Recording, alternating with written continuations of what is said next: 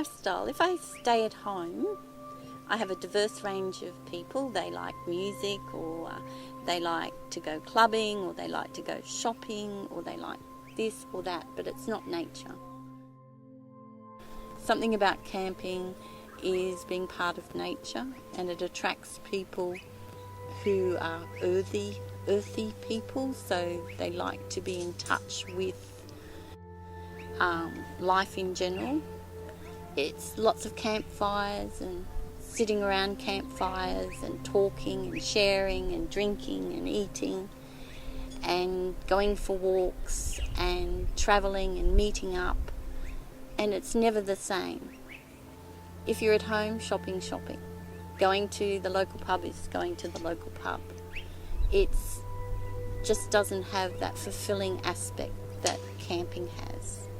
It's very addictive, and I think it's to do with the people and nature, and those two coming together.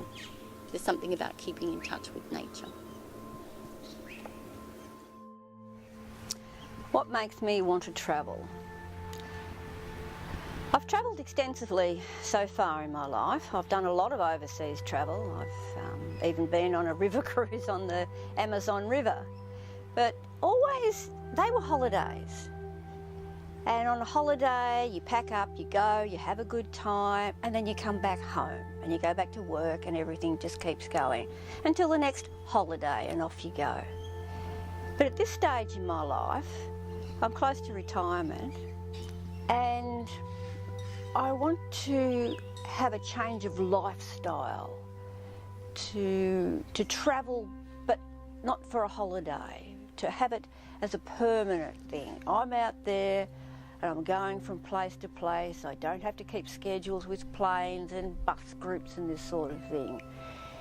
It's much more personal this time and at this age of my life.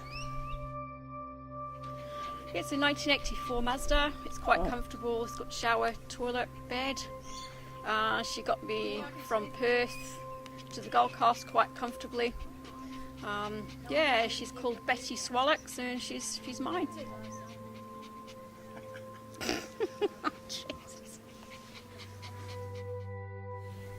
I travel with groups, but I also like to pad out my group travel, so I always maybe arrive early or leave late, which means I'm often on the road by myself.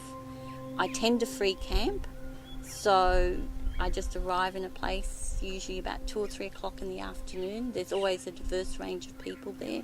Yeah, they're just normal people. They're my next door neighbours. You just don't feel threatened.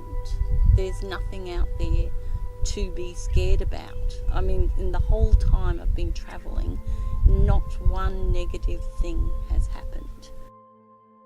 So people say you should be careful, but I don't really know what you're being careful of. It's just everyday people you're going to meet.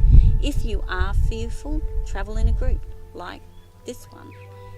Arrive with them and leave with them. I mean, you can do that at the beginning if that's the way you feel, but I think it's more, what they say, something about being fearful is just being fearful of fear itself. There is no real reality out there, so no, there's nothing to be fearful of. I've met lots of very nice people who were strangers and are now friends. And we're still in touch every week, and we like to catch up when we can, and we just make every experience an adventure. Just focus on your dreams, what can go right, just live your life and stop worrying about other people. Just do it.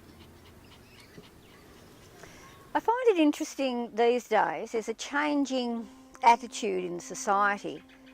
I believe that the older women are no longer invisible. In our Mother's Day, when we got to, say, my age of nearly 65, it was considered the norm that our life was almost over. That's just not the case anymore. You look around a campground and you will see a swag of women of my age on their own. Women today, we don't have to depend on other people. We can conduct our own business. I remember back when you couldn't even get a mortgage if you're a single woman. And most of us have had pretty bad experiences with, say, buying a car from a male dealer. That's why it's such a treat when a bloke like Paul comes along, who offers us a weekend like this when we can get together and share stories. And it's the whole changing perception. We are no longer treated as fools who don't know anything about motorhomes or caravans. We can make rational decisions. We get treated as mature women, not old fuddy-duddies who don't know this from that.